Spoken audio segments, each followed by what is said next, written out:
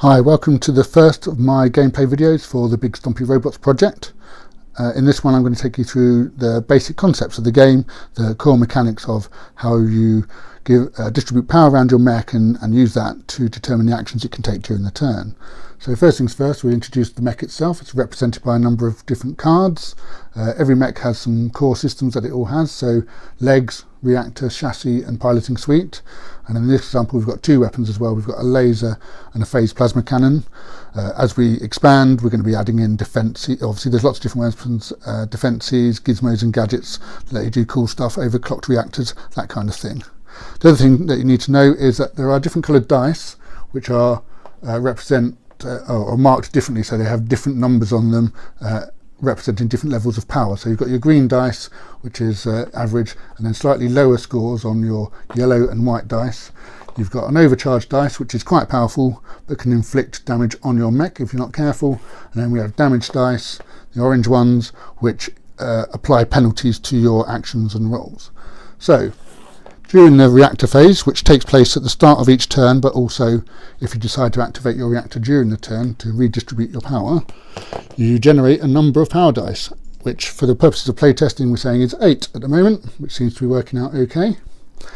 You choose which systems you're going to put that power in, which determines which systems you can use and what actions you can do during the turn. So there's a couple of restrictions. You must always have one in your piloting suite.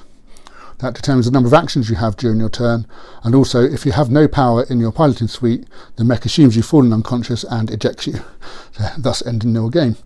And also you'll see that there's a maximum that a lot of systems have. You can't put in more power than it's got green dots. So let's just say we want to do a bit of movement, so we'll have a couple of power in the legs, we're going to have a couple in the piloting suite, 2 in the laser and 1 in the phased plasma cannon.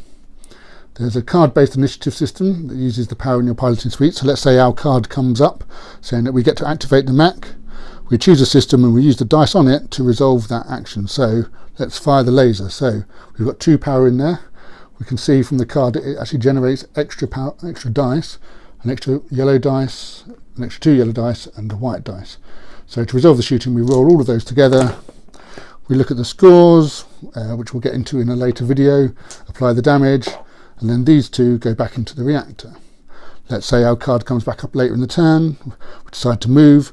Now legs, you can split your power over a couple of activations, so let's just say we want to move a little bit.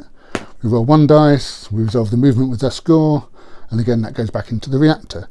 And then those systems can't be activated again until the power's redistributed. Next up, movement.